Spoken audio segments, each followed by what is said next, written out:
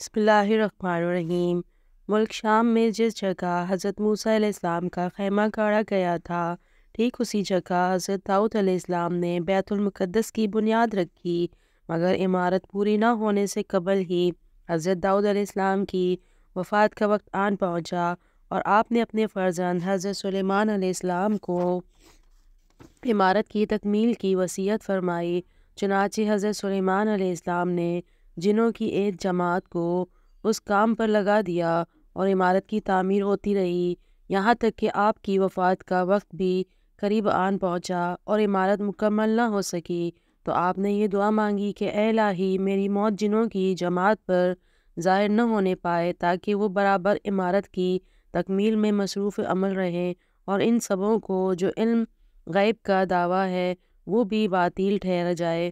یہ دعا مانگ کر آپ محراب میں داخل ہو گئے اور اپنی عادت کے مطابق اپنی لاٹھی ٹیک کر عبادت میں کھڑے ہو گئے، اور اسی حالت میں آپ کی وفات ہو گئی۔ مگر جن مزدوروں یہ سمجھ کر آپ کو زندہ کھڑا یہی سمجھتے رہے کہ آپ اپنی عبادت میں مصروف ہیں، تو وہ سب اپنے کام میں برابر مصروف رہے، اور عرصہ دراز تک آپ کا اسی حالت میں رہنا جنوں کے گروہوں کے لیے کچھ باعث حیرت اس لیے نہیں ہوا کہ وہ بارہا دیکھ چکے تھے کہ آپ ایک ایک ماہ بلکہ کبھی کبھی دو دو ماہ برابر عبادت میں کھڑے رہا کرتے تھے۔ غرض 1 سال تک وفات کے بعد آپ اپنی لاٹھی کے سہارے کھڑے رہے، یہاں تک کہ بحکم الہی دیمکوں نے آپ کے اعضاء کو کھا لیا، اور اعضاء کے گر جانے سے آپ کا جسم مبارک زمین پر آ گیا۔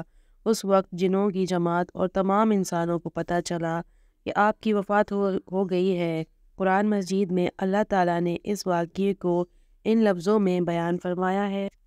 ترجمہ کنزیل ایمان۔ پھر جب ہم نے اس پر موت کا حکم بھیجا، جنوں کو اس کی موت نہ بتائی مگر زمین کی دیمک نے کہ اس کا اعضا کھاتی تھی۔ پھر جب سلیمان زمین پر آیا، جنوں کی حقیقت کھل گئی، اور اگر غیب جانتے ہوتے تو اس خواری عذاب میں نہ ہوتے۔